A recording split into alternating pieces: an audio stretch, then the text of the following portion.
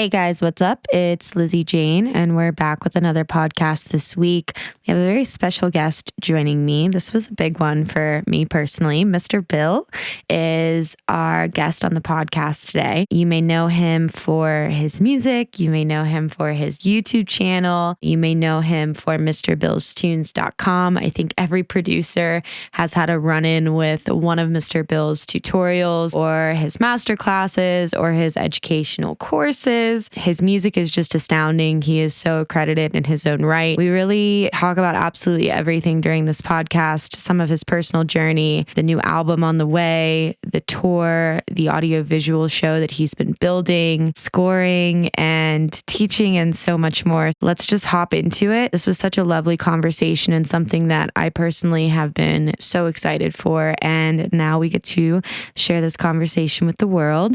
Please, if he is coming to your city on his tour, make sure to go and see him. It is a very special set and is all leading up to his new album that is coming out on Monstercat. It is going to be an awesome spring and summertime for the Mr. Bill project. If you are loving what we do here at the podcast, learning from our conversations, laughing, finding some tips and tricks that help you in the DAW, and just hearing about some personal journeys and life stories, make sure to subscribe to our YouTube channel. Follow me on Spotify.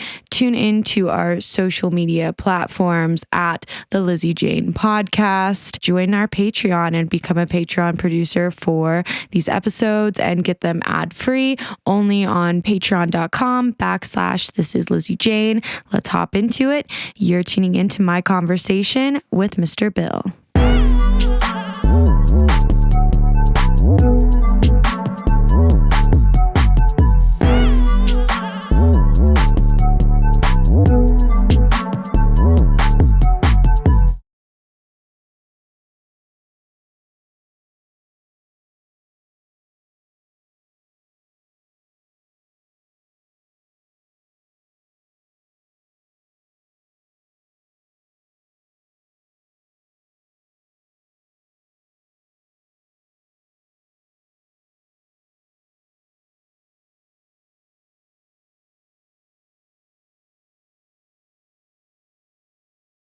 Mr. Bill, thank you so much for coming on the podcast today.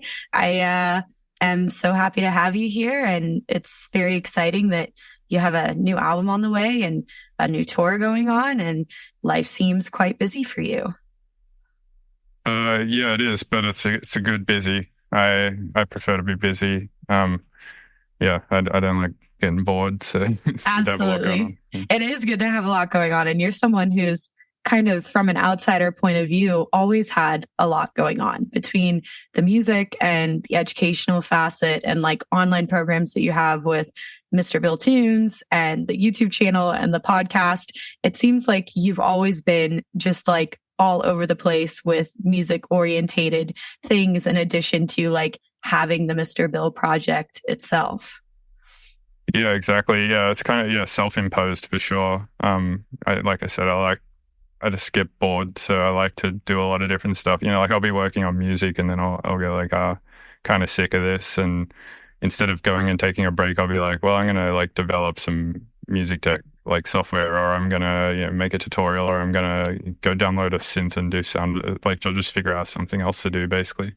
I feel like that's such like it's like imposing a healthy balance without walking away and saying, well, I need to go and like do this hobby that has nothing to do with music, because you kind of always have something to do that has to do with music that doesn't necessarily include you doing a mix down or getting ear fatigue or something along the lines of, having to step away and do whatever you need to clear your mind. And I feel like, again, from an outsider point of view, I've always seen all of these different things associated with like the Mr. Bill name continuously growing over like long periods of time. And is that something when you like started the project, even when you were in Australia, that you always kind of wanted to do, or did those things just develop as time went on, like the podcast, like the one-on-one lessons, the YouTube channel, everything else that came, alongside your actual like discography and sound growing? So as far as the first thing you said, that it's like a healthy balance, I would disagree with that. It's not a healthy balance. I need to take No. more breaks. I'm. I definitely am a workaholic. Mhm. And I need to definitely address that at some point.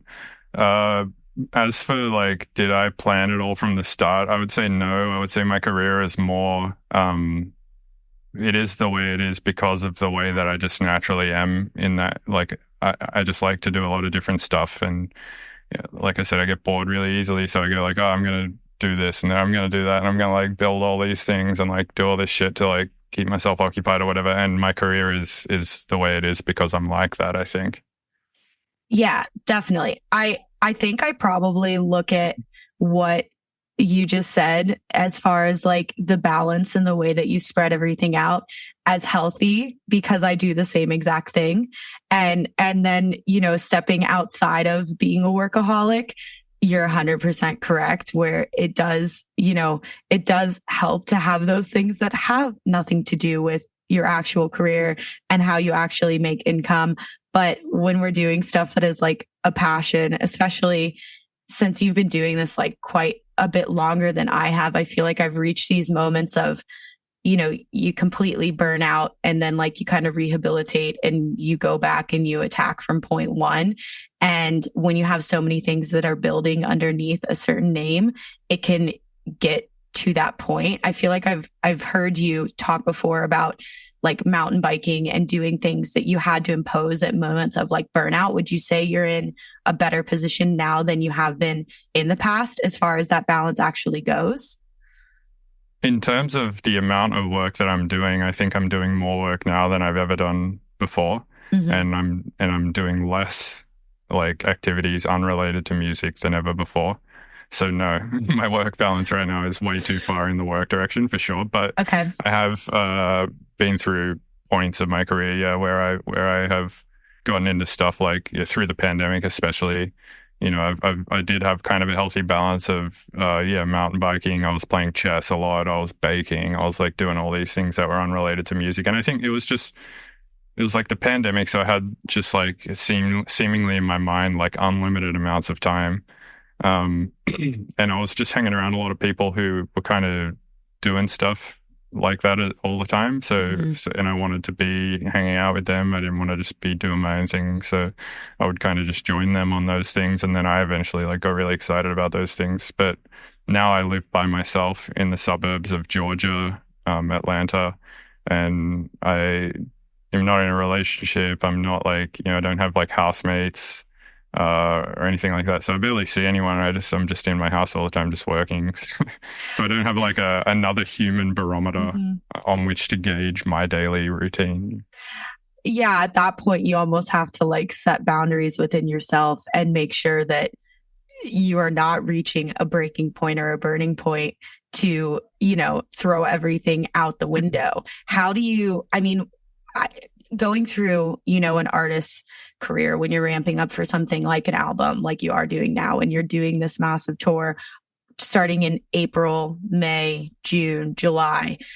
I know that, you often see people really, really push through and then they take that break period. Is that kind of where you feel like you're at now? Like you finished the album, it's starting to be rolled out. The second single is coming out. Did it come out today or is it coming out this Friday? Yeah, it came out about 12 hours ago, yeah. Okay, so But exciting. the premiere on YouTube on Monstercat's channel happened 20 minutes ago. That's fucking sick. And you've never done an album with Monstercat, correct? This is the first time you've done a full record with them. Yeah, correct. I've done a couple of tracks on Monstercat, which were Infected Mushroom collabs. And the one that came out today was also an Infected Mushroom collab, but it's on my album instead of theirs, which the past two have been. So no, I've never done an album with Monstercat. It's just been singles. That's sick. When did you know that it was time to start working on a new record, like a new full body of art? I actually never think about albums that way. I never go like, I'm going to sit down and write an album, and I never go like, this is the first track, this is the second track. The way my albums always come together is, again, just like a byproduct of just how I am. Like I just work on music pretty much all day, every day. And then eventually I go like, oh, these tracks feel like a family, and then I put them all together, and then I put all of those tracks in their own folder and go like, all right, that's a family of tracks, and then I just work on that for a while until I can't think of anything else to do to them, and then give it a name and put it out. Are you someone that works on a million demos and you're like very disciplined in creating a lot of ideas, or is every kind of creative endeavor different? Do you roll with an idea, and if you feel like there's fire underneath it, you develop it to the point in which it's at that 80% mark? Or like, how does your body work like on a week to week basis of like creating music in the studio? So lately I haven't been creating that much music. I've been mostly working on developing an AV show. So I've been mostly in Resolume lately, and I'm using Ableton and Resolume in conjunction with each other to create these like visual sequences. So that's been my life lately. But generally, when I am in music writing mode, I do start a lot of new stuff. And I wouldn't say that's like I wouldn't say that I'm being disciplined in making a lot of demos. I would say it's almost the opposite, like where I'm undisciplined at finishing the stuff that I've started, and I want to like start a new exciting fresh beat. So I just kind of start a bunch of new stuff versus I actually think the discipline is in being like, all right, I've got this idea, I need to finish it, and then just like forcing yourself to work on that. That to me is like the discipline part. So I would say I, in a very undisciplined manner, start millions of things. Yeah. And then, but yeah, you're right. Like, at certain points, I'll go like, all right, this thing that I started feels like it's a strong idea, and then I'll work on it a little more. Or a lot of times, actually, I'll have multiple ideas that I've started in different project files, and I'll be like, oh, those could maybe actually work together, and then I'll combine them all into one project file, and then sort of kind of create a mesh of like 3 or 4 demos that I've started, and that's how some of the tunes come together as well. What about you? Are you kind of starting a lot of stuff, or you more like? I actually sit in the same boat as you, where I feel like the majority of producers I speak to very often are in my opinion, quote unquote, producer, where they send you a link and they've got 100 demos that are 30 seconds to 1 minute. And they're, I would say 40 to 60% developed. I am someone who will unhealthily open the same project file for months on end and tweak every little thing, even if that is an idea that should theoretically probably be thrown out for the greater good. I have this like determination factor in the back of my mind that if I keep pushing, like normally the 3-day mark is where I get something that's worth keeping, whether that's a 4 to 8 measure loop or a drum groove or something I love in the songwriting lane, or a hook, or like something that I'm doing with my vocal chain. And then I'll really build off of that. I have a really hard time letting things go or throwing them away and saying, okay, well, you spent all of this time on this and you've gotten this far. I am more than likely to spend 1 to 2 months on something and then put it to the lee side, and then come back maybe 6 months down the road and open it back up. Or I push through and then I put it in like a final folder, and then I let it sit for a few months, and then I go back and listen. I really feel like right now I am heavily enjoying remixes because it kind of gives you that inspirational facet without you having to seek it from within, if that makes sense. Like I really love working with stems, and just when I usually get a remix pack, I'll listen to or stem pack, I'll listen to the original song, and then I very rarely take anything besides the vocals or the lead, and I kind of almost make it an original, and then go back and see how I can utilize their stems in like a very, very, very different way, which I know is kind of unconventional, but I love working that way. And usually when I do that, 72 hours to a week max, I can have the remix done, and I'm very, very happy with it. But when it comes to original songwriting, which is so much of what I've been doing lately, it's a lot more boxes and bags that you really have to kind of check off these certain things that are being done and then actually make sure that you enjoy them. I definitely have a huge goal this year to do a lot more co-writing than I've ever done, where I really feel like I have been able to identify my strengths and my weaknesses, like within the DAW, mixing, sound design, all of that, and say, okay, this is what I am really good at, and this is what I can bring to the table, and this is what I feel as if someone else had this strength, it could make my music this much better. And I know, like, on your side, you do have, you have a lot of original music that is solo, but you've also collaborated with people quite a bit. How does your like process of collaboration go with others? Like, let's just say on the album, like, is it just friends that you've worked with before? Is it people you've aspired to work with, or just something where you're like, I would love another individual on this track? It's a bit of everything. Like sometimes it's that I really just like somebody else's. I'm a fan basically of somebody else, and so I hit them up and go like, "Yeah, big fan of your work. Would love to work with you sometime on something." And I plant those seeds all the time, like just in conversation with people online mostly, or in person if I meet them at a festival or a show or something like that. And then like years later, we might work on something, or we might never work on something. But I generally am always open to working with somebody if I'm a fan of their music. And for this last album, I went to London for a little while. I had to renew my visa. They make you leave the country to do that. And so I went to London to renew it. And so I got to hang out with Scope for a while. I got to hang out with Culprit for a while. So I started a few things there while I was traveling.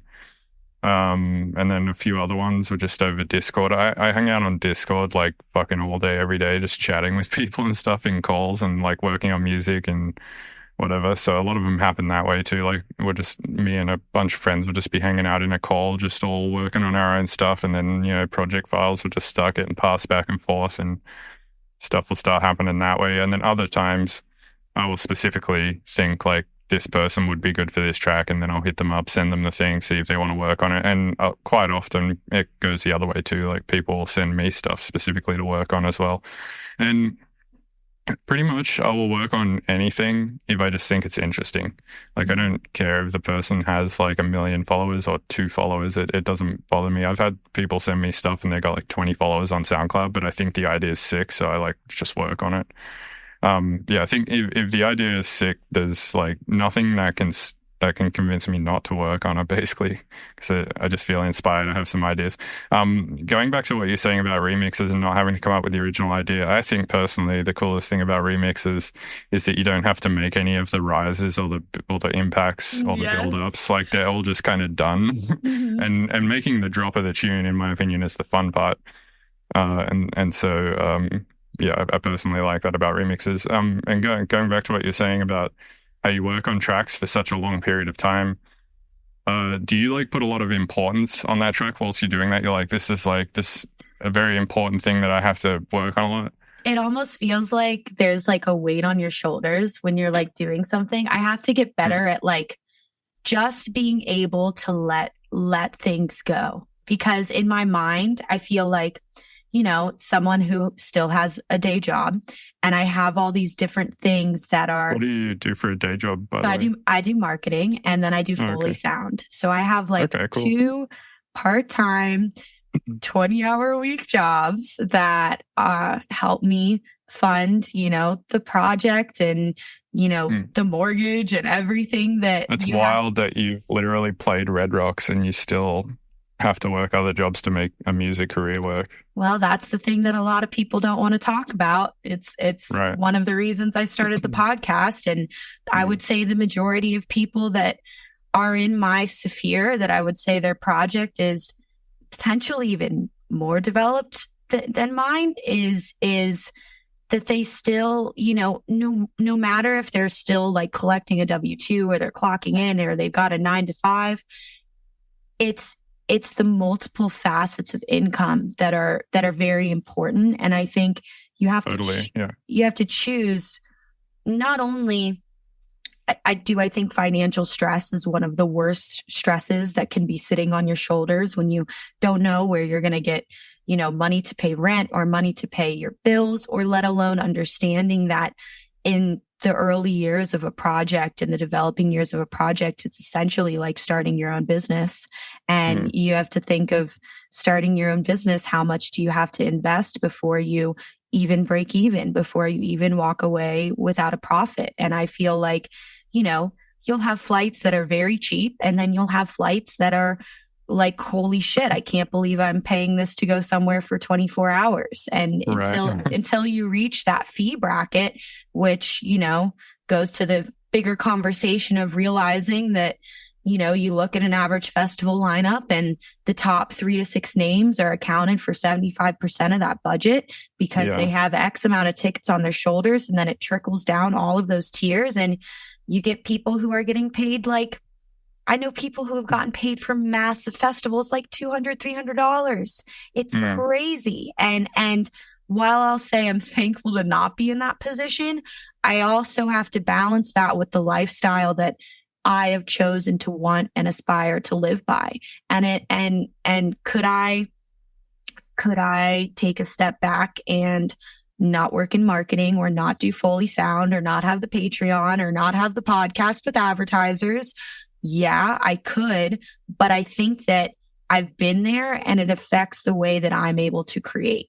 So just like you said, I recently relocated to Denver, which I know you've lived there before, and the mountains have probably been the best thing for my mental health possible in every way, shape, or form. Love hiking, love extreme sports, love snowboarding. That is my disconnect when I get to turn off the phone. You don't answer any phone calls. You go up for the day, you come back, you clock back in. But besides that, you're pretty much working around the clock besides sleeping, 7 to 8 hours a night, if that. And I'm very happy with the way that is, but I can't wait for the moment where I'm confident enough that income from touring and income from the podcast will suffice. But I just feel like I have to be so sure about it. And I know, like, you're originally from Sydney, Australia, and I've quite commonly spoken to a lot of international artists. I just had Rohan on, I've had Sippy on. I've had quite a few people who have had to get their visas and come here and only make money off of music. And you've been in the United States for quite some time. Was that a difficult adjustment for you? I know you've kind of lived in a lot of different places. Why Georgia? Why now? Do you feel like that is a place where you have optimized your lifestyle that way? I know I just asked a ton of questions, but I would love to know, like, what your experience has been coming here and really only being able to make money a certain way, and what has posed you to live where you're living now. Yeah. So to address the first thing, sorry for naively assuming that music, just touring and was your full-time thing. I just whenever I see like somebody playing at Red Rocks, I guess I just in my mind assume like it's their full-time thing. So I didn't even consider that you might have other time jobs. But as for moving to America, it's kind of a thing where either education was going to be my main source of income, which it also has kind of been, or shows, right? And I couldn't do the show bit in Australia. There's only like 6 cities there that you can play, and there's not only more in Australia there's like six cities you can play. In America there's like maybe 200 or 300 cities that you can play. So the amount you can tour just goes up exponentially. Like in Australia, you do like 6 shows. Like you really only play a city like once a year, right? So you do 6 shows in a year, and then if you want to do any more, then you have to start leaving the country. You have to go to basically America was where I was coming multiple times a year. And so I figured if I'm just coming here like multiple times a year to do these little runs, I might as well just move here. I personally don't get along with my family super well. At the time I wasn't really happy with my living situation, all of that. And luckily I had basically just enough money to get my visa, and then just enough money to sort of survive for like the first 3 months while I was here. And I basically bet it all, put all my cards on once I get there, though, I'll be able to do a lot of shows, and then hopefully the money thing will kind of, build back. Like, I wasn't like, all right, I got 3 months of income. By the end of 3 months, what am I going to do? I was like, in that 3 months, I'm just going to like work as hard as I possibly can, have shows lined up for when I get there, play as much as I can, and then hopefully it kind of just like snowballs. And luckily that worked out. But yeah, I originally went to Denver because my previous experiences in Denver were always good, and the shows there were always great. The scene was great. I knew a lot of producers that lived there, so it was like a good for networking, collabing with a lot of people, stuff like that. And then in late 2019, early 2020, I met a woman out in San Francisco. So I moved there and lived there throughout the pandemic, and then got heavily addicted to ketamine towards the end of the pandemic, and she broke up with me. And then I moved to Charlottesville, where I lived for about 6 months with my old manager. And then we had a falling out too, also because of my ketamine addiction. And then after that, I went to rehab and was like, I got to fix this. And then I was like, all right, I either got to go into sober living, or I just got to like have my own spot. So I thought I had enough money, luckily, to put a deposit down on a house. So I bought this house, which in Atlanta was a good price. I looked in a bunch of cities, including Colorado or surrounding areas of Denver, and there was just nothing in my price range. So I found a really nice house out here within my price range. And I have a couple of friends out here too, like Ben Jordan, the Flashbulb. Richard Devine is out here. My friend Gardner, who has a YouTube channel, he also built this studio I'm sitting in. And George, who's my new manager now, actually. So I had 4 like pretty good friends out here. And they're all, as far as I know, like very sober, very normal people. And I was like, they're the kind of people that I think I need to be around. And so, I bought this house, and now I just live here and don't really hang out with anyone and stuff. But it's working out. I think like I'm being productive. I'm staying sober. So it works. No, I mean, first of all, like huge commendments to you, because I don't think a lot of people I've known, unfortunately, way too many individuals that have become involved with substances or alcohol, and they're so talented, and it unfortunately hinders their progression or hinders their lifestyle or hinders the people around them. And a lot of them don't have the willpower to do what you did. So good on you. And I'm sure you feel hopefully way better now than you were then. Definitely. If you feel comfortable talking about it, because again, I would like to say that just from speaking in my personal experiences, I came from Florida. Florida has, different pockets, in the market that are cool, but I would say that's where I was a quote unquote local artist, started to produce, started to do stuff, was very active and around as far as being present within whatever, quote unquote scene there is. And just like I'm sure you saw, there's a lot of shit that happens, and there's a lot of drugs that circumference and alcohol that is used, and the whole healthy physical, mental lifestyle is not very much so paid attention to. And I think when you tour, it becomes even worse in certain situations. And when I came out here, I removed myself from everybody. And I would like to say that more of my friends than not are not involved in music or work in the music industry. And I have my acquaintances that do exist there. And do I think that if I was buddy with everybody and had maybe more friends, connections, whatever, would my career be a bit further along? Probably. But I think that comes at a cost that I don't really want to pay. And what is the cost? Just being around people who don't hold the same values as me, as far as the way that I want to live my life in a very healthy way, and not be around drugs and not be around people who don't know how to really control certain aspects of their life, or, that addiction or that utilization in their daily life habits poses them to make decisions that I don't necessarily agree with, or puts myself in situations where I feel like I have to be the one to say X, Y, and Z. And, you either need to get help, or, you have people who start stealing things, or you have people who just don't do the right thing. And I feel like when I made the decision to not be involved in those groups anymore, my life got significantly better.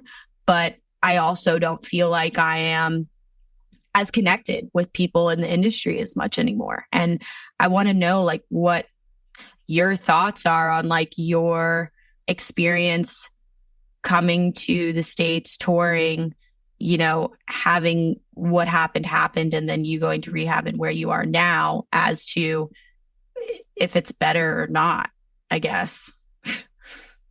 The question is, do I think that maybe being addicted to ketamine was a good thing? No, not you being addicted to ketamine was a good thing.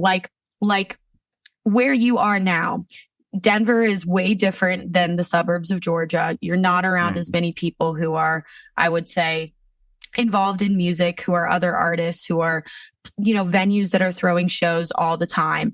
And you have a very close circle of individuals. Do you feel like that has put you in a better position to succeed than before? But it's like a journey to get there. Yeah, no, I do think I'm in a better position to succeed now, but I also don't blame the cities that I was in for getting addicted to drugs. That was my fault, 100%. And yeah, I think now, one thing they told me in rehab a lot was like, don't be strong, just be smart, which basically says like, don't put yourself in positions where you like force yourself to have to use your willpower to not use drugs. Just don't be in situations where you even have to make that choice. So yeah, I'm in a better situation in terms of that. Like, I don't have to make that decision really. Like, for me to get drugs, I have to go through a bunch of steps, and before I would go through those steps, I would rethink my actions for sure. But yeah, in terms of like being in Denver or San Francisco and getting addicted to drugs, I don't think being in the cities was necessarily the problem. It was my fault for sure. Yeah. Yeah. But yes, definitely in a better position to get shit done now. Absolutely. And I mean, it seems like you have quite the little spot.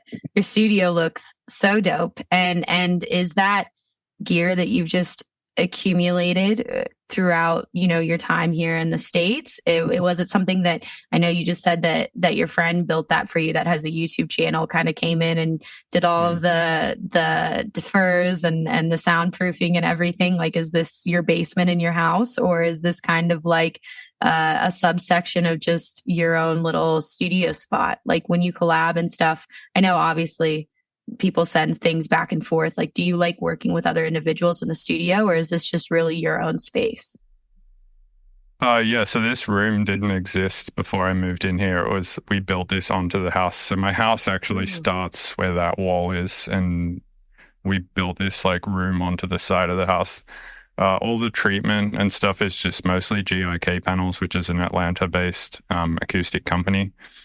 And that really wasn't that big of a part of the construction. The biggest part was like just building the rooms. The walls, like, yeah. It took like 6 months or something, and I really wanted like windows in here, because before this I was in a basement and it was really dark and I hated that. And all the windows are soundproof. They're like double paned, thick glass that are injected with argon, which is an inert gas to like stop sound in some way or form. And yes, all the gear is stuff that I've accrued since being here. The only stuff I sent when I moved from Australia was my guitar, some clothing, and my studio monitors and my PC.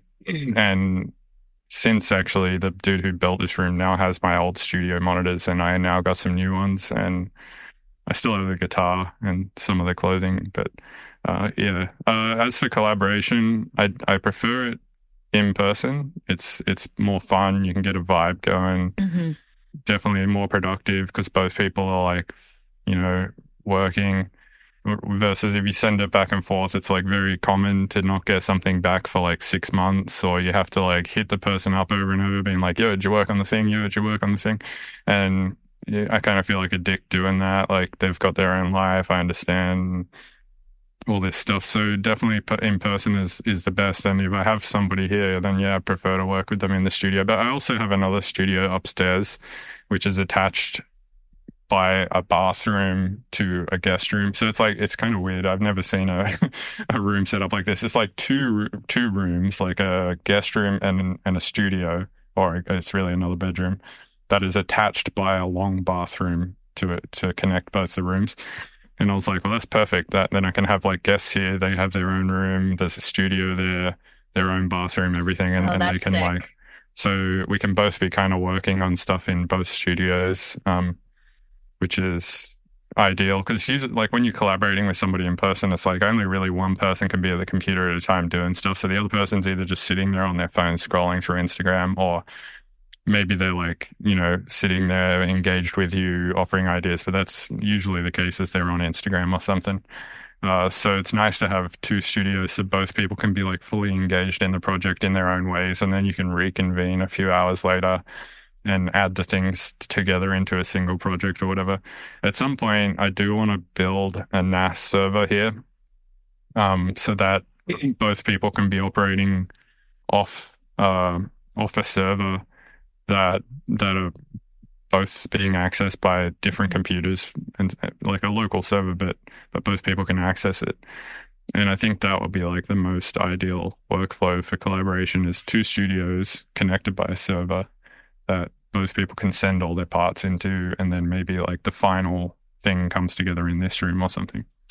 So does that mean that you guys would both be working in the same session simultaneously? No. Different sessions, same hard drive. So it'd be like if you're just accessing the files from the same spot is all, but you have two separate Ableton sessions. Yeah.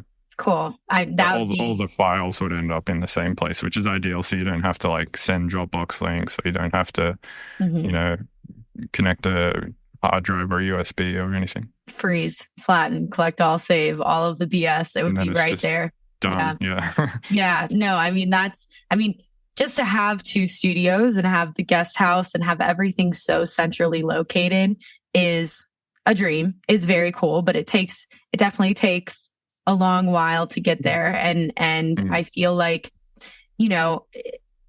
through like the educational website and the YouTube channel and everything that you've done on that end, have you felt like you've really impacted individuals who are, now kind of flourishing in their own creative right through the videos and the tutorials and the classes and the master classes that you've provided? Because I feel like you really have a little something for everybody, depending on what they want to do in the DAW and the creative space or engineering wise. Yeah, I've thought about this a bit, and I go between sort of two mindsets. So when I first started doing educational content, I was studying at university in Sydney, and I was studying audio engineering. And at the time, there was no real good information on the internet as to how to produce music. It was kind of like a black art, like you had the Dogs on Acid forum, which was just this old forum that Noisier used to post on, and a bunch of people used to post on. It was like a mainly drum and bass forum. And then you had AOL, or sorry, was it AOL? AIM, which was like basically the equivalent of Discord today, I guess. And people would like mostly used by music producers who would collaborate on there. And so I don't know, I was mostly just talking to a lot of producers and reading stuff and just getting my information from as many sources as possible, including university. And I just noticed there wasn't a lot of good information out there. So I was like, I'm just going to like take everything that I learn and just like put it out there in the hopes that electronic music as a whole gets way sicker, and everyone, like the standard of production gets way, way higher, which it has. And so I go between two mindsets of being like, did I have anything to do with the standard of production getting way better, or would it have just happened anyway? And I didn't really have that much to do with it. And it's impossible to say. I have no idea, but I like to think that I did. But I would like to think that you did too, honestly. I mean, I feel like some of the first production videos I watched was through your channel. So I feel like there's within the communities of pockets of kids who are trying to learn where, it goes from a time where when you tried to search something when you were beginning, there was nothing. And it was like, when I've talked to like Case or Virtual Riot before, it's kind of like we had to synthesize our kicks from scratch, and we were in Massive and we were in Reason and we were in all of these very, OG VSTs or DAWs or platforms. And yeah, there was no Splice, there was no nothing. Kick 2, there was no Serums.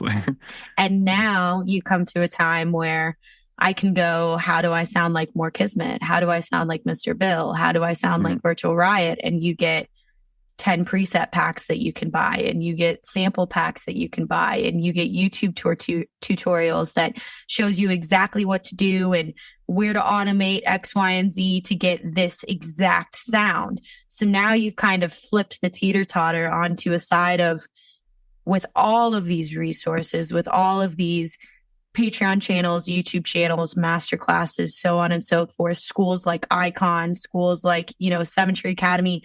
How do you poke through and still be interesting and still be unique and still flourish in your own right? Well, yeah, that's exactly right. And I think that's a really good thing, because now there is nothing left in terms of production. Everyone can sound like a top tier producer with a couple of years of work, a bit of research, download all these you immediately have access to every possible sound you're ever going to need just by getting Splice, pretty much. Like, there's every Serum preset you're ever going to need, every sample you're ever going to need to produce any person's song, pretty much. So all that's left is like the writing side of things, really. It's like, how can you use all of these things in creative ways that they haven't been used in yet? And it's rare that you see, or in my opinion, it's rare that I hear a song that uses all of these tools in an interesting, novel way. I hear G Jones do it quite a bit. Like, I'll listen to one of his tunes and I'll be like, oh, that is like that distorted steel marimba sound that I've had on my computer since day one, but I never thought to use it in that way. And he'll use it in this like extremely creative way. The tune that I'm talking about is called Which Way, or is that off the new album? Yeah, it is. Yeah. The one with like, it's just like it sounds like it's just arpeggiating through a drum rack of all the worst possible samples. Yes, I know what you're talking about, and I can't recall the name, but I think you're almost spot on there. But I know the exact song you're talking about, because I remember when I listened to it, he's always done things where your mind just goes, whoa. You're like, whoa. Cool. The most impressive thing about it is that you can hear exactly what he's doing. It's not extremely technical.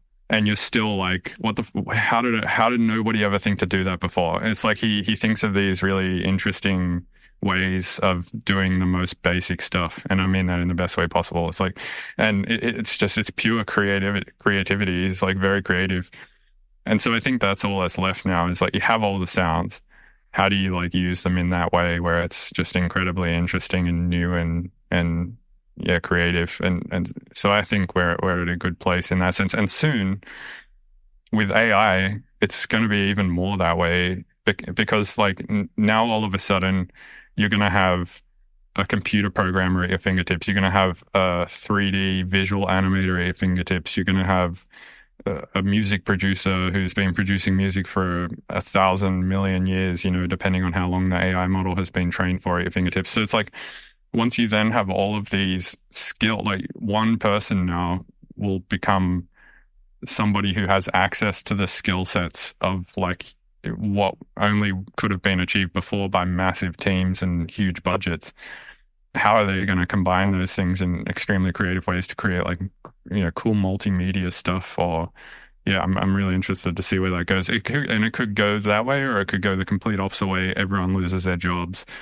AI sets off all the nukes and we go into like a fucking nuclear winter and 5 billion people die. I mean, it's like, it could go either way, and I like to try and just stay optimistic about that being good. Let's stay on the glass half full type side 100%, because Yeah. I mean, you're right. I mean, if you think back to AI, if you think of like when I was a child, you thought that AI would come for, and it somewhat has, but not in the way that we've expected, would come for your everyday jobs, or create like flying cars, or do the cash registers, or do the basic computing, or do, you know, the stuff that is so busy work type of jobs, like data entry, like time managing, like assistant work. And in some ways, chat GBT and certain AI softwares can do that, but it hasn't been implemented on like a mass scale yet. We never thought that AI would come for creative jobs first. I feel like the general consensus did not fall in this lane. And then, you know, it even goes to the strike that just happened in Hollywood, where, you know, these studios want these individuals to sign off their rights to be used as AI later when they're dead and when they're passed away. And it's like this really haunting conversation. And then it goes into the CGI guys, and it goes into so much of what we're seeing in TV, film, movies, music, engineering. And that's where AI, I feel like, has been generally implemented. And going back to what you said about Greg, it's just, I think, again, when you're learning, you kind of always think of ways to level up, and you kind of want to know like the ABCs before you decide to reorganize the alphabet, like know the rules in order to break them. That's what I've always had in my mind. But then when you come to traditional production, I mean, you read like the mixing guidebook or handbook for masters, and everything that we do in the DAW is exactly almost opposite of what it says in a textbook manual to do. So we already break the rules. But when it comes to the side of songwriting and production, there's like beauty and simplicity, and to write something simple and not make it overcomplicated, and not make it, you know, a million different tracks and a million different layers, and still come out with something that is so heavy hitting and such a cohesive record, I think is quite hard with the resources that we have now, because everybody's like more. And it's instead not embellishing on the subtleties and the details, and how you can take one track and actually modulate it to sound a certain way in a song, to where you have something like G Jones's discography that just blows everyone away. But then you see the project files and you're like, wow, there is a lot of stuff going on here, but it's also quite simple. And I feel like just making those commitments and decisions like within the creative process are more difficult now than maybe they used to be. I don't know if you feel the same. Yeah, I mean, you can definitely get option paralysis now, because there is, you know, so many options, just so much stuff to choose from in the DAW. You can pick from 1,000 different noises, and you can arrange them in a million different ways. And yeah, you're right. I think like simple stuff often is the most effective. And I think it has like a sense of magic to it, you know, specifically when I listen to that G Jones song, I know exactly what he's doing. I know exactly how I would recreate it. And yet I'm still so impressed by it. It's like a magic trick, you know, if somebody shows you a magic trick and you see exactly what they did, and you're just like impressed by it. You're just like, what the, like, it's just one crazy. of those things. Is, yeah. As far as like AI goes, I feel like you're probably more educated on this topic than most people in music in general, because you've always been incredibly involved with, whether you're, you know, working with someone or designing your own plugins or doing something like an AV show. Have you personally implemented the aid of AI in anything that you're doing now for the new show or for the album? I think everyone has. If you've used Splice, then you're using AI in your music, because it uses some form of neural network machine learning to show you samples. All platform, like if you use Spotify to gain inspiration, you're technically using AI in music, because it uses AI or neural networks to show you music that it thinks you're going to like. That's how all of these recommendation things work, you know, like Amazon showing you stuff that it thinks you're going to like. That's machine learning. YouTube showing you the next video it thinks you're going to like, also machine learning.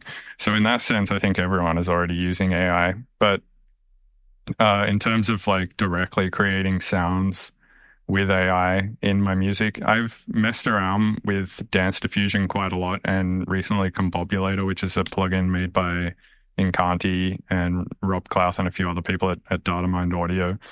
And while they're impressive, they don't sound that good yet. They sound pretty noisy and all weird. And if you're going for that kind of like spectral, fucked up, like glitchy sound, they're great for that.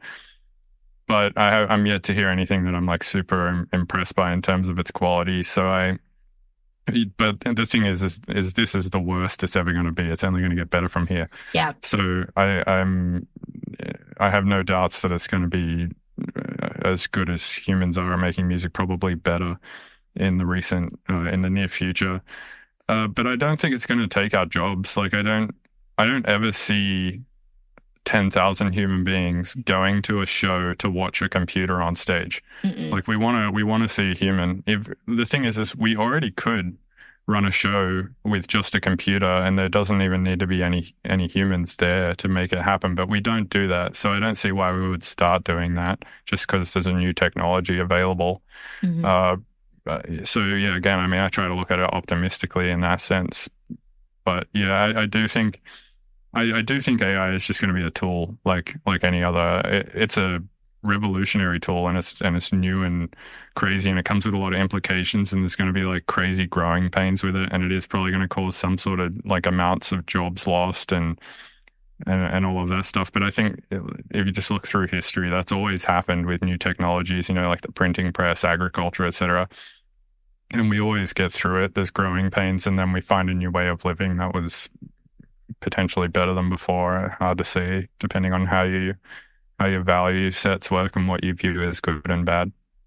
Absolutely. And yeah, and I think again, I think back to even when I was learning, I'm sure when you were learning, and if there was a tool such as the different types of softwares that are coming out now to aid in the learning process, I think that efforts could have been better focused elsewhere in the creative process as far as writing and songwriting and, stuff on the engineering side of things. And I think it'll be exciting, but I definitely think just as, CDs went to streaming and TikTok took over social media, it's just going to be an adjustment facet that we have to, grow and adapt to. And that happens in every industry everywhere.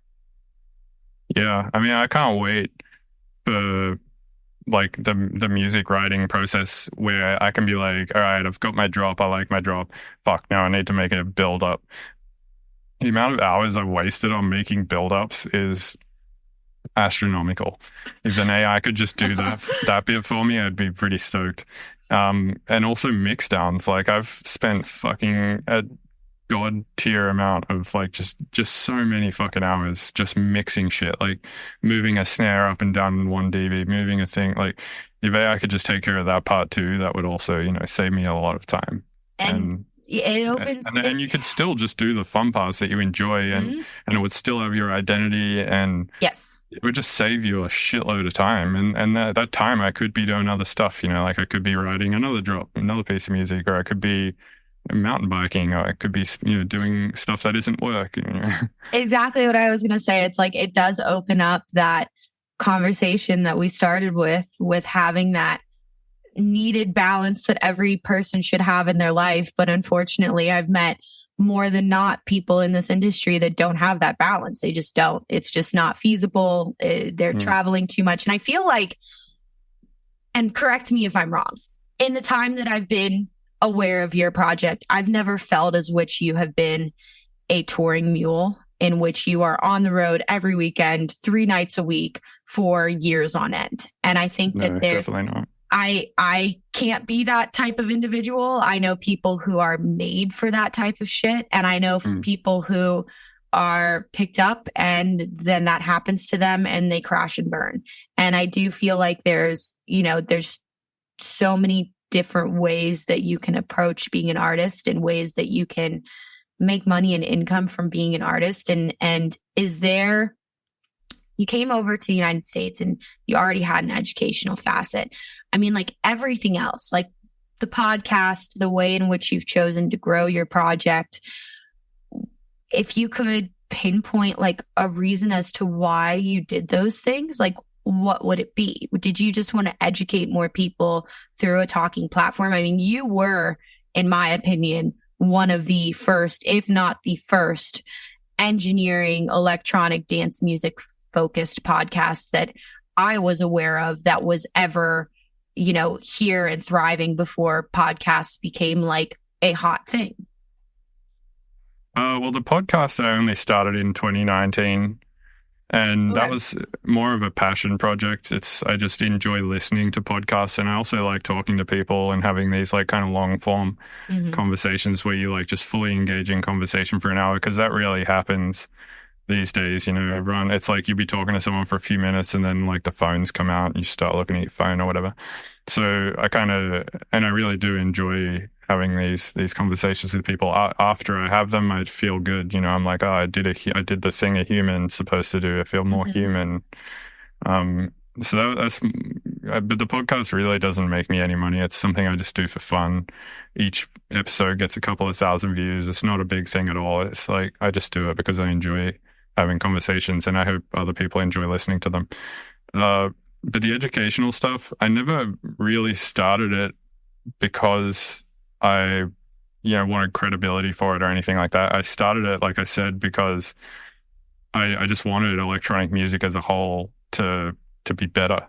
And I don't know, like when I first got into electronic music, at least in the area I lived in Australia, which was like, it's not actually Sydney, it's like an hour north of Sydney. So it's kind of like suburban, and like when I lived out, it's now suburban, but when I lived out there, it would have been considered rural.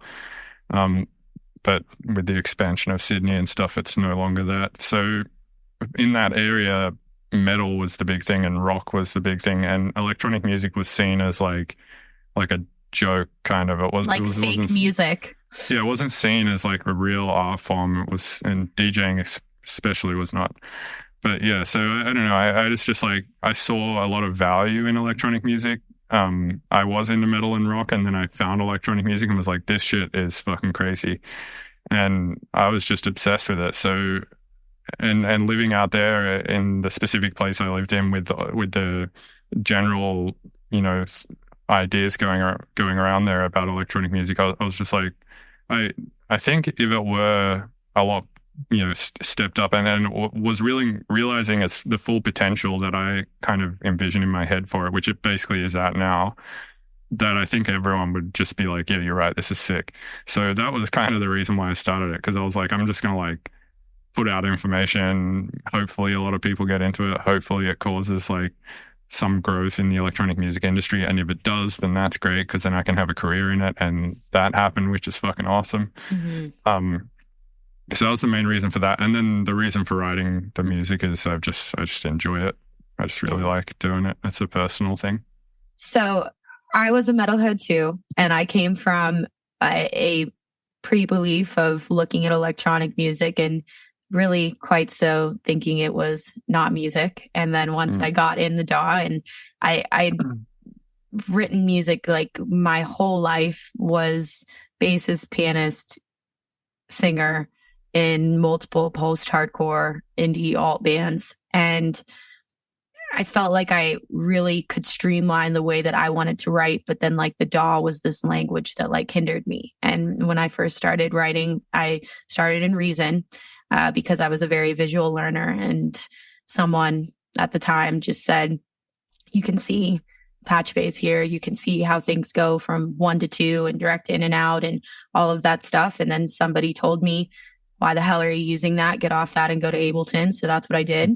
And Ableton obviously is the DAW I use now. And once I understood the way to hear something in my head and then elaborate it in MIDI or play it and then resample it and do whatever to it, it's just like this open-ended universe of infinite possibilities. And I think that's what makes music so cool. And going back to where I'm not as educated or up to date with what happens in metal or post-hardcore now, I do see more than ever electronic influences being utilized. If you even go back to like old Attack and old guys that, the synths were so much of their focal point, or realizing that most of all of their drums were programmed in MIDI and all of that stuff. It's just, there are worlds where it combines, but I feel like a lot of people, especially in bass orientated music, came from the background of rock music or came from the background of metal music. And there is this correlation that I definitely see with song structure, so on and so forth. But you're right. I mean, it's crazy even in like 5 years to see what has happened with electronic music, and with like the age of social media and everything in between, and the branding and the marketing and everything that I quite frankly hate to pay attention to, but it does matter, because at the end of the day, it's like what you're doing is somewhat of a product, and you somewhat have to be able to package something up and say, here it is. I feel like you have always still kept the focus very much so on the music, where that hasn't necessarily happened with the shift in the industry as a whole. Do you have any thoughts on that? Like, what is your thought of like the current state of the industry, where like obviously the building block number one is the music, and it has to be the music, and it always will be the music. But now you do have these massive teams, and you do have these mass DJs, and you do have X, Y, and Z that, it really takes away a lot of the times from the innovation and the creativity and so on and so forth. And I think potentially hinders the progression of electronic music in a way. Yeah, so I think that more than ever now, if somebody wants to have a career in electronic music, they can. It's more possible now than ever, for sure. And that career can look a bunch of different ways. If you want to be as big as somebody like Subtronics or, Excision or something like that, then you're probably going to have to make some concessions along the way of like pandering pretty heavily to people, or sometimes you might get like extremely lucky where the thing that you really love just so happens to be the thing that millions of people love as well. But more often than not, I see artists who get that big, they love a certain thing, but they realize everybody loves this other thing, and they try and find that like Venn diagram of being in the middle of doing something that they really enjoy and that a lot of other people can enjoy. But it's also totally possible, if you want, to just make completely experimental music and have a career in it. But I wouldn't expect that you're going to end up with, Excision level success and stuff like that. So yeah, I think it really just comes down to like a personal preference as to how comfortable you are with pandering to other people and building, like you said, a product that you it's always going to be like kind of 50-50 chances, but like you're upping your chances basically of having that product become a big thing that, and if that's what you really want, and you want that more than you like to be purely creative in the studios, then you can make that concession. Personally, I feel like I land somewhere in the middle. I don't feel like I'm emotionally strong enough to make music just for myself and have nobody else care about it. I need people to care about it. Otherwise I get, kind of sad and feel like, why am I doing this? And like, so I'm not emotionally strong enough to just be like, fuck everyone, I just make my own thing. But I'm also not emotionally weak enough that I go, I need to pander, and I need everyone to like me, and I need to have this many ticket sales by this date, and like all that kind of stuff. So I try to like go somewhere in the middle of finding that point where it's something that I am more than happy to do and I love it, and the point where people also are happy to listen to it and happy to come and see it and stuff like that. You found like a happy medium, like a balance that works for you and a balance that works for your team and everybody else around you. And I think that just drives home like such an important point. I think, again, more than ever, it is so possible to do this within the confinements of your own home, between social media, between the resources that are online, between mentorship, so on and so forth, and just hours spent in the DAW. And you look at everything. I mean, it's kind of like the DIY age. You can do everything from your creative assets to your visuals to your production, all in the confinement of your home, which didn't used to be possible. And that came from the rise of technologies, right? And it's kind of like with AI, that's going to happen again, but we don't know what it's going to look like, and I think it scares a lot of people. It's the uncomfort of change that people often don't want to be open to, you know, and but you know, there will be growing pains long term. It will aid, and it will aid so much more than just, you know, the technology of what we do. It will aid medicine. It will aid science. It will aid a lot of shit that, quite frankly, I think needs to happen. And with that, though, I think that a lot of people have seen how big electronic dance music has gotten in every, you know, massive genre down to the subgenres, which is an incredible movement. But people who aspire to do this, and I think people who are in their first few years, very often so look at the big guys. They look at the Excisions, they look at the Subtronics, and they say that maybe that's my end goal, or that's where we're going, or that's the trajectory in which I want to follow with what I'm doing, because it's lights, camera, action, da da da da da. But if you hone your craft, I feel like, and you're open to opportunity and open to things that you don't idealize will be on your journey or path, I feel like so many different doors can open for you with the skill set that you have. If you hone your craft in the DAW, and if you hone your craft in music writing or Foley sound or whatever you feel your strength is in, because I feel like in my personal journey, so many of the things that have helped me in what I like to do with the Lizzie Jane project has been from things that my skill set has been able to do that doesn't necessarily have to do with touring or, you know, making new music just for Lizzie Jane, or, you know, it's like the podcast.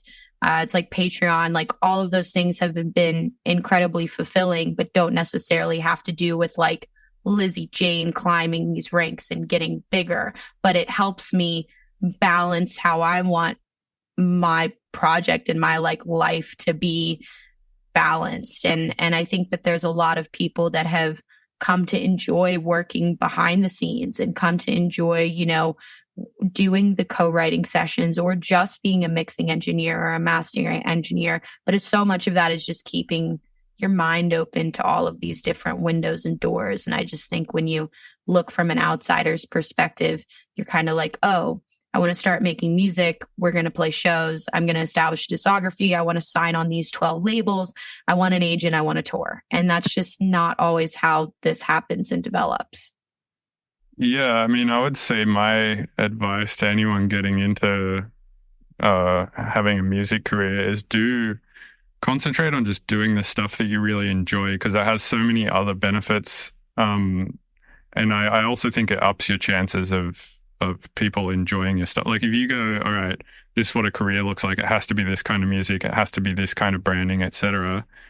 Then yeah, you probably are going to up your chances of accruing those sort of fans. But if it's not something you enjoy, then you're stuck in that, and then you have to do something you don't enjoy for ages. And a music career is definitely a long thing. It's a marathon, not a sprint, for sure. Like I've been in this shit now for like close to 20 years. You know, it's like if I was doing something I didn't enjoy, I would have been doing something I didn't enjoy for the last 20 years, which would not be a good life. And like I'll give you an example.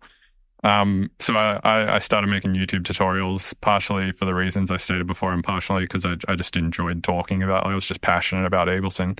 And as a result of that, I got to score a Nicolas Cage movie. That happened because of making tutorials. Like I had no idea. What? Yeah, so like the dude who was producing the movie, he was like, oh, I want to do like a John Carpenter thing, and I want to like do the score myself. You know, John Carpenter used to produce his own films and do the scores himself. So this guy was like, I'm going to do that. So he started trying to learn stuff about Ableton, and he went onto YouTube. He found my tutorials, and he was just like, I'm just going to get this guy to do it. So like you said, doors can just open in the weirdest ways. And yeah, if you just do stuff that you enjoy, you hopefully will just get like cool opportunities like that. And it's really impossible to say exactly how the career path is going to unfold for any specific artist. So that my opinion or advice would be just do the things you enjoy, and hopefully like some cool paths open from that, and they will be opening from you doing a thing you enjoy. So you get to do the thing you enjoy again, but for hopefully more money or more credibility or to just have the experience of working on like a bigger, cooler project, or, all those fulfilling, cool things. Absolutely. There's no step A through Z to get where you're going. And like, I think just the more closed-minded you are, the more it'll hinder dope opportunities that will come along the way. That is so cool. I knew you had done some scoring stuff, but that's a very dope experience to have. To just, had you ever done anything before that in the land of scoring? Or were you like, oh, this is new, cool, fun, let's do it? Yeah, nothing at all. Before that, I was on tour at the time, just playing shows, and I got this email, and I was like, wait, what is this real? And then talked to the guy and was like, yeah, this is real. So I like was scoring the film at the same time as doing a 30-show run. And then after that run, went to West Hollywood for a while to like spend some time in the studio there working on it. It was the weirdest experience. And I don't know how I couldn't possibly replicate that experience, but no, I never had done anything like that before, and I've never done anything like that since. I mean, I've made some music recently for games and stuff, but not for any more films. But it would be a thing that I'm open to. But it is a lot of work. Like if you submit to doing that, like if you get an offer for a film and you go like, yeah, I'm going to do this, your next 6 months looks completely different. Or even 12 months, depending on the timeline. And the turnaround times for that shit is insane. Like they'll give you like 3 or 4 scenes a day and be like, we need music for this by the end of the day. So it's like, here's like 6 minutes of music you got to write by like tomorrow. And same with games. Like every time I've ever done anything for games, it's like they hit you up and they're like, oh, we want music for this. And I'm like, cool, what's the timeline? They're like, oh, we need like 3 days. And it's like a pretty big project. I'm like, what the fuck? So yeah, that kind of, it's a little stressful working in those projects, but if you're like open to just grinding them out, it's like can be pretty fun. And a lot of the bigger film scoring people like Hans Zimmer and stuff, they have like entire studios and teams of people. Yes. They have like 20 producers working under them, just doing all sorts of different. Like some guy will do just the notes and the composing. Some other guy will like turn it into strings and shit, and then you'll have a mix guy, and then Hans, I think, is more of like a high level. He's like the composer. He's like delegating what everyone does. And then he'll do, like Man of Steel. He'll conduct the actual, huge 128 person orchestra that they've hired on to be there for the day. And then it's turned over to all their engineers. I had Tori Letzler on, and she's done a bunch of scoring. Cool. She's very dope. She's done a bunch of scoring stuff and has worked at Remote Control briefly in the beginning of her journey as like an intern. And it's a whole different world. It's a whole other world, but it's in our skill set if you have the time and aspirations to do stuff like that. And it's just like how there's a million producers who are trying to get their shit signed and trying to work with other producers and starting out and growing their project. There's a million independent filmmakers and a million independent game makers. Like you can take that step so easily if you want to by being involved in those communities and saying, okay, I just want to build my resume. I just want to do this work and be able to put it in my portfolio and grow. But it takes time. And I feel like the whole time management thing can be just across the board, even when you're doing something like an album, like what you kind of just put together a group of songs. And you do everything start to finish, I assume. Yes. Do you have a mixing and mastering engineer? Because I know like sometimes people just want another mind on the project. For my last 2 albums, I have used a mastering engineer, but I've like been on his ass about it. Like the album that we just did ended up, oh man, it's like embarrassing to say, it was like a $7,000 mastering cost, which is just ridiculous because we did we did so many revisions. It was insane. And I thought like all the revisions he was doing, I was like, oh, that'll just be like included in the master cost. But then I got the like receipt back for it and I was like, wow, that is expensive. But yeah, we did a lot. Like it's completely reasonable of him to charge that. We literally did like 100 revisions. It's crazy. Are you someone, when you're doing your mix downs, do you have to give it time to breathe? Or are you like the person who has like their AirPods here and their keys to their car here, and they go and they check everything, and you come back and you change something and then you re-export, and then you change something and you re-export? Like, how does that picture look like to you? So this studio is pretty dialed in. Like I had an acoustician come here and and completely like get everything sounding super flat. Like we have so these big boxes here in the corner, they just look like bass traps, but they're not actually. They're tuned limp mass membrane traps, which basically is like it's like a big empty cavity. Okay. And then to like and then you have a face for that cavity, and which is this giant sheet of rubber which is full of carbon, so it's really heavy. And then you build a frame for that and you put that inside the cavity. And then depending on how deep you have that giant piece of rubber in the cavity, it turns into a big resonator basically. So it's kind of like a drum, like and the way you tune it is by how far that thing is in. So we knew from doing measurements in here that there was a problem at, I think it was like 36 hertz or something. So we just like blasted a 36 hertz sine wave out of my speakers whilst just like tapping this thing in slightly with a hammer. And then at some point when we got it just right, this whole like membrane would start vibrating. And so the way it works is it converts the acoustic energy into thermal heat or thermal energy basically. So it's like, yeah, and there's 4 of them. So there's one at the bottom and the top, and then on that side there's also one at the bottom of the top because that's where like the pressure maxima is in the corners. So that we did that. I filled my speaker stands with sand because they were resonating a bit. I angled my desk up like this to avoid a little bit of comb filtering. On both walls here I have like 22 inches deep of rock wool basically, just like, yeah. So and the room was built specifically for these speakers, so it sounds really good in here. So the point is, you don't need to go anywhere. Yeah, I don't need to check it on anything else. No. But the reason that I got somebody to master my album is because he has a lot of external hardware. Like he has these really nice converters, really nice analog EQs, analog compressors, and that stuff just does something that to me makes it sound like 10 to 20% nicer. Better. Yes. Yeah, it just sounds I've always been I've always not really given a shit about analog. I'm like, whatever, digital can do it all. But there is something special about outboard gear if you really know what you're doing with it. And yeah, he just gets it just like tiny bit better than I can get it with Ableton and my plugins. So I think it's worth it. Yeah. Absolutely. And I mean, I remember for the first time hearing a sub in a respace ran through a Prophet, and I was just like listening to the digital render and listening to his render. And I mean, you could hear it right away. I feel like I could put the headphones on somebody who has never worked in a DAW in their life, and they would be able to clearly hear the difference. And that's not even on like a large system.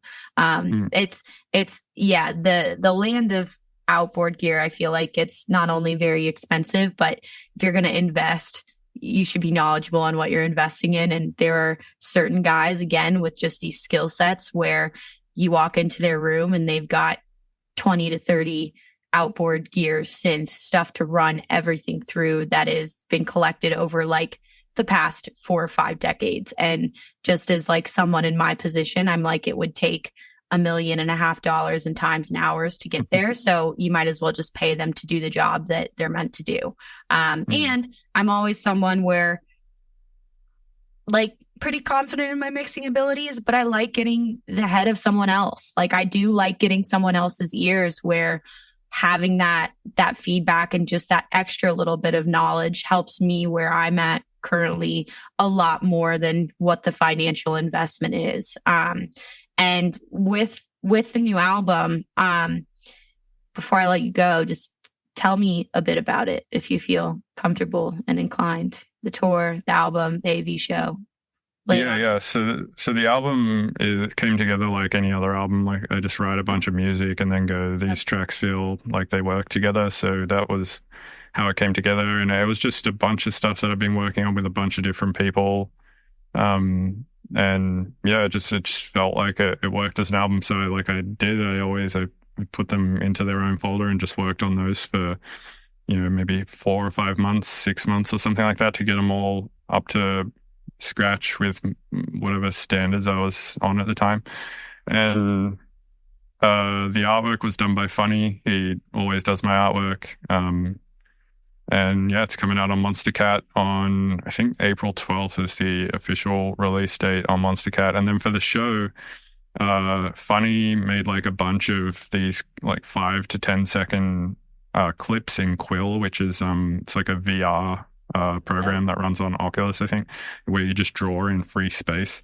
So he did like a bunch of these 5 to 10 second animation clips, and then I'm using Ableton and Resloom together to kind of sequence them all in such a way that they rhythmically are timed to the music and are cutting between each other and stuff like that. It's the first time I've ever done anything like this. So yeah, the tour is going to be like a fully synced AV show that I'm running off this Sega laptop here. And hopefully it goes well. Like I said, I've never done it before, so I'm curious myself to see how it goes. But that's been kind of fun getting into the visual side of things for a while. A lot of work, like learning a new piece of software and creating the whole visual set myself, basically. But so I'm like kind of taking on 2 jobs now of like making the whole set and making the whole visual show. I didn't make all the animations. That was funny, but sequencing it is still quite a lot of work. So yeah, it's kind of been my thing lately. And yeah, the tour starts on, I think, March 15th in Seattle. March 16th is in Portland, and then there's a bunch of dates after that. But they're the 2 shows that I'll be first showing this AV thing at. Awesome. I mean, that's exciting. I feel like your next now through July will be really busy, but it'll be fulfilling and it'll be cool to play the album live, I'm sure, and have like this whole new step in the sides of doing like your own visually designed show that you had like a footing in and designed like the whole thing. I think that's super sick. And I feel like as far as the artwork goes, I've always seen like a very consistent vibe and aura, and that would be telling given you're using the same artist. But it's always that's all funny. People should check him out. His handle is Funny Lab, FUNILAB on Instagram. So yeah, the whole show looks like that style basically. Dope. I'm definitely going to link him in the description for the show so people can go and check him out and know that they're going to see some visuals in that lane for the tour.